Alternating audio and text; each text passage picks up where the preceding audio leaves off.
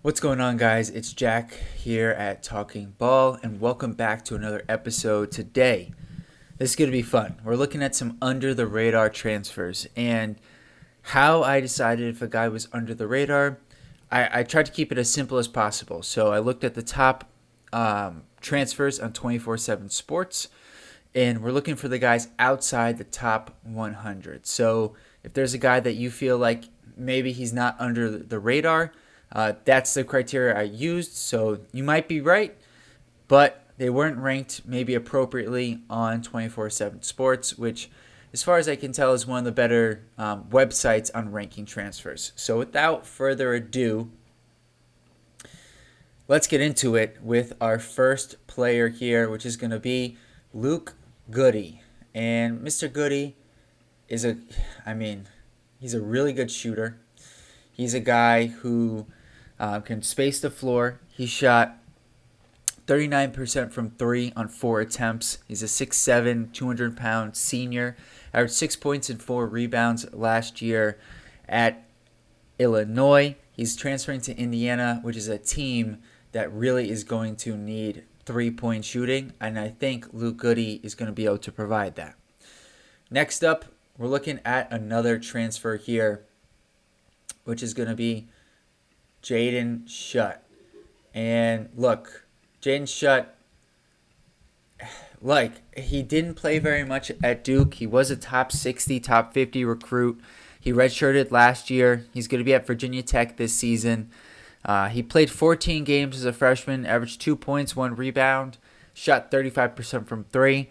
You can't really take much, if anything, from those numbers. What I will say is Jaden Schutt is a guy who came in with a high pedigree as a shooter, and we did see that in a limited sample size in his first year at Duke.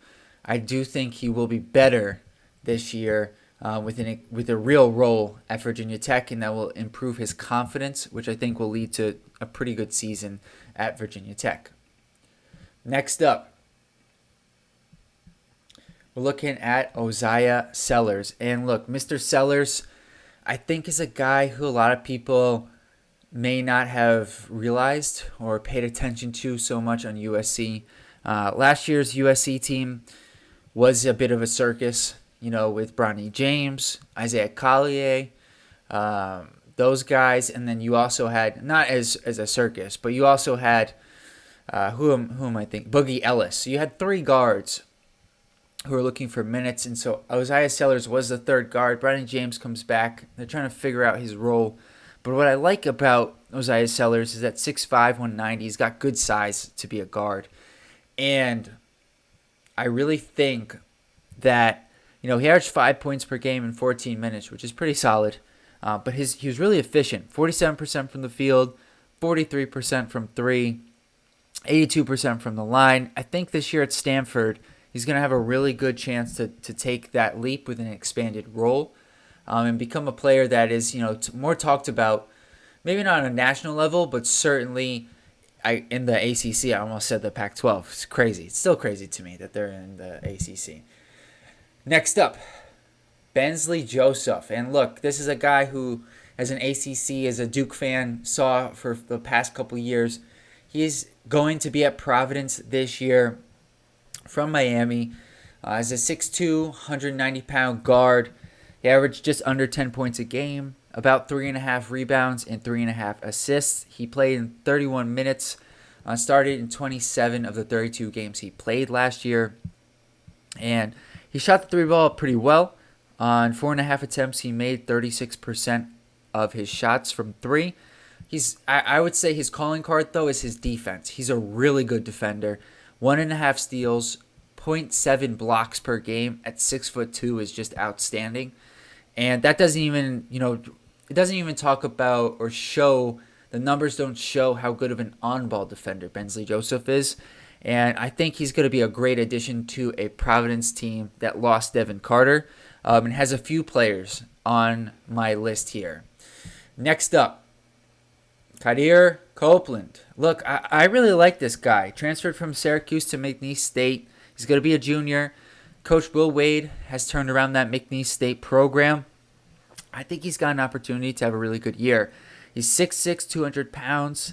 Last year, averaged just about 10 points a game, 4.5 rebounds, almost 3 assists, 48% from the field. Not a good three-point shooter or shooter in general. 25% from three, 68% from the free throw line, and 2 turnovers a game. But he's a good defender. He's athletic. He can get downhill. 1.5 steals in only 22 minutes. So I think he's a player. I was surprised that he transferred to McNeese State. I'll leave it at that. I thought he was a good, high major player. I think he's looking for an opportunity to be, the guy, and we'll see if he gets that chance at McNeese State. But I really liked Kadir Copeland. Next up, Christ Isandako. And he's a redshirt sophomore from St. Joseph's who transferred to Providence from France. He's from France, another French big man. They're taking over. 7 foot 290 is what he's listed at. Played in 25 games last year as a redshirt freshman. Started 15, 21 minutes, 8 points, about 6 rebounds, 1.5 assists, 2 turnovers, just over a block per game.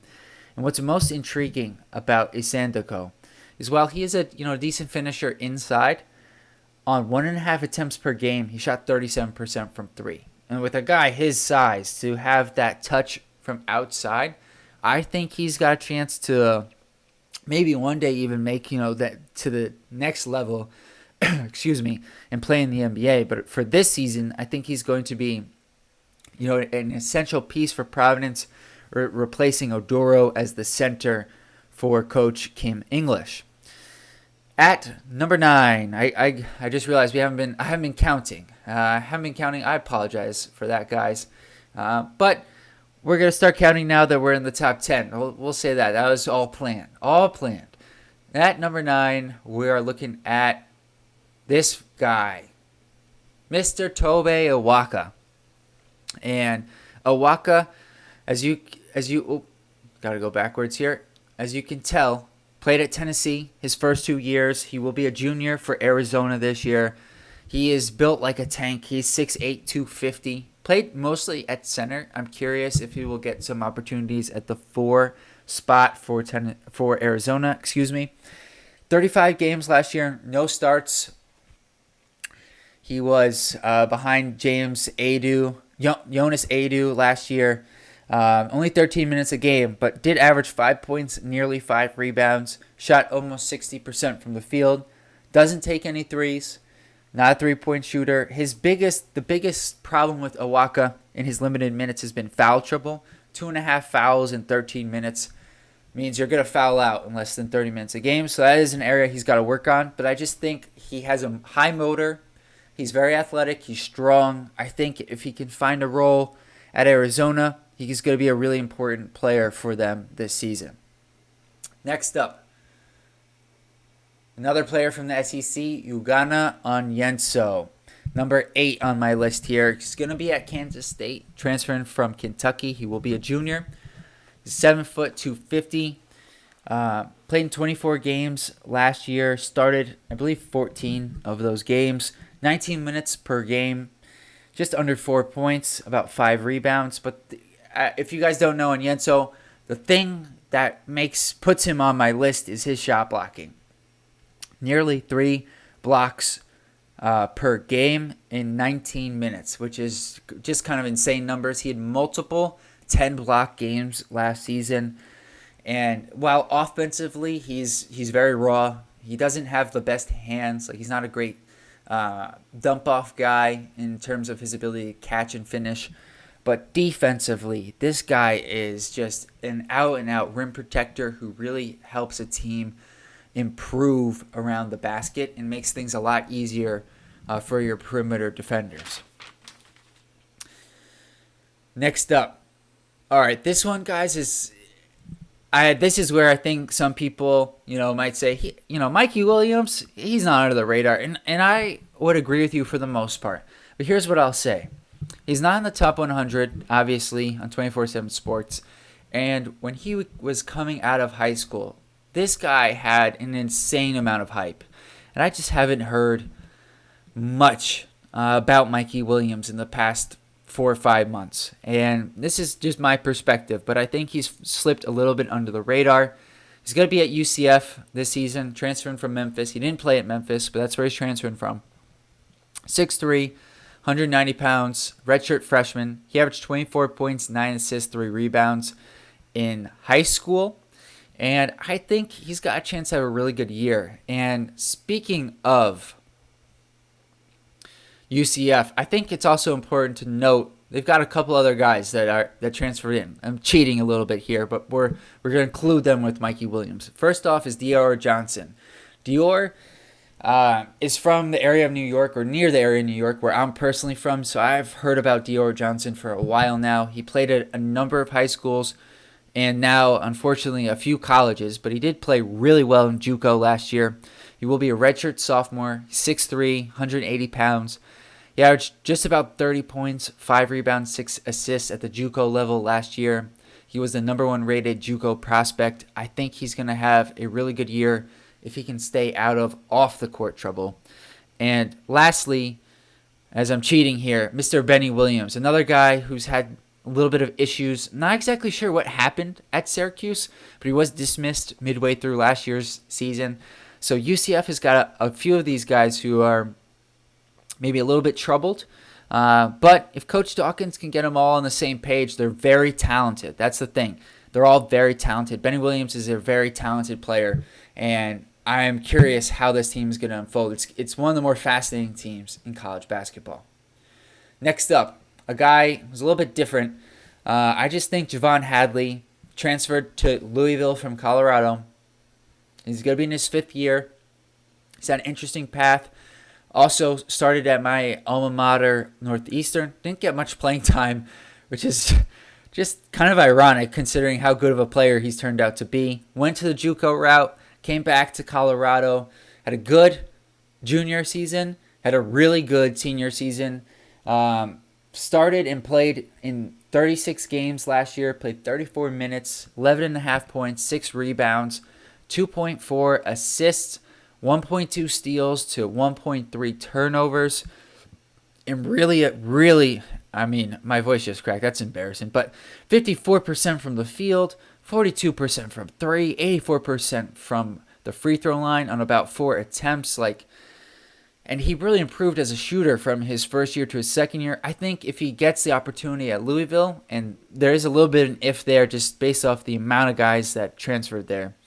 But I think he's just a really solid college player who's got a chance to play at the next level. Next up is going to be Joshua Jefferson. And this is a guy who I really liked. I didn't see a ton of games, but the few games I saw with him last year at St. Mary's, I thought he was a guy who had NBA potential. Transferred to Iowa State. They have him listed at 6'9", 240. He's going to be a junior this year. He's a forward. Started in all 26 games. He played 25 minutes, 10 points, 6.5 rebounds, 2 assists. Shot 47% from the field, 27% from 3, and 73% from the free throw line. The concern is his three-point shot. Obviously, the percentage is not good. I do think the form is okay. I don't think it's great. I don't think it's bad. I think it's okay. So I do think there's room for a little bit of improvement. I also like the fact he's going to be on a much better team this year, and I think that could allow some of his strengths to shine at Iowa State, which I think is one of the top 3, top 5 teams in college basketball. Next up, another Providence transfer. I don't know why I almost said Iowa State. Jabri Abdur-Rahim. And look, his numbers at Georgia aren't too impressive. 26 minutes, 12 points, 3.5 rebounds.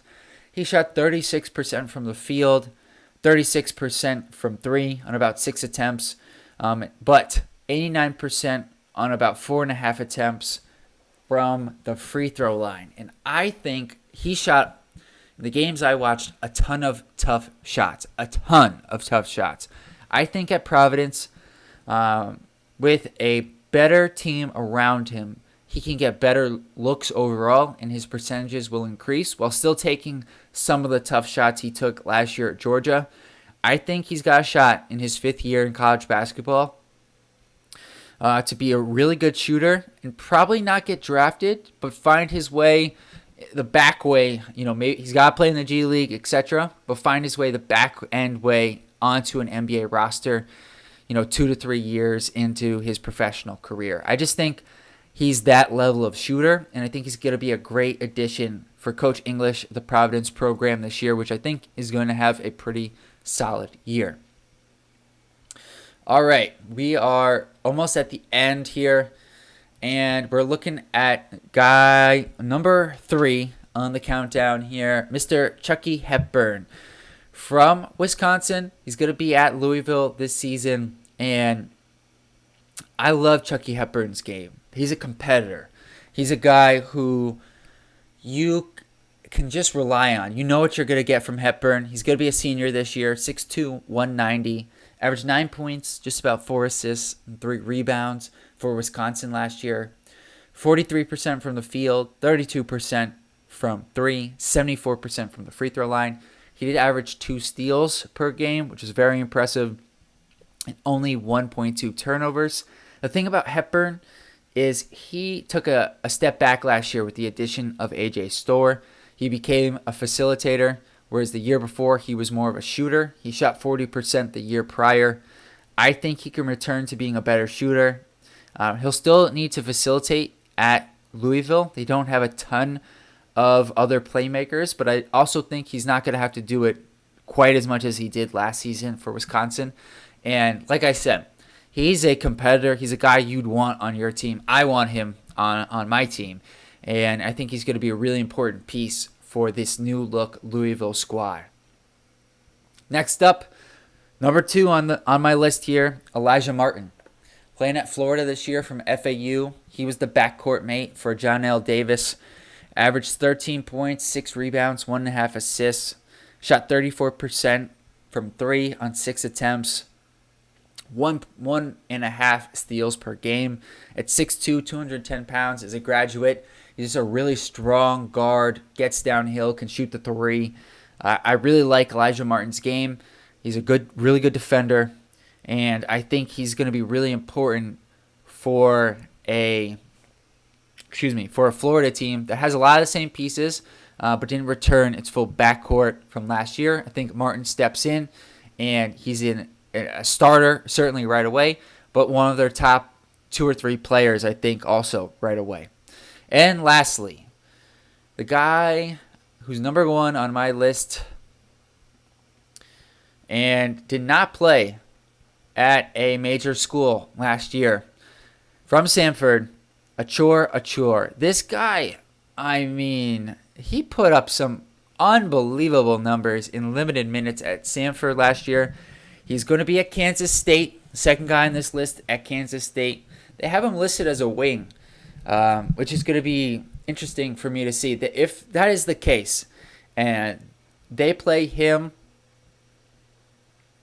I forget the guy who I'm thinking of, but he played at Illinois last year, and he can play power forward or center. He's got kind of like a mohawk look. You guys, leave it in the comments. You'll know who I'm talking about. Entered the draft, ended up at Kansas State as well. Plus, Ugonna and Yenso, they're going to be huge. And I really like Achor's game. 6'9", 230. Played and started in all 33 games, but only 23 minutes at Samford. Averaged 16 points, 6 rebounds per game.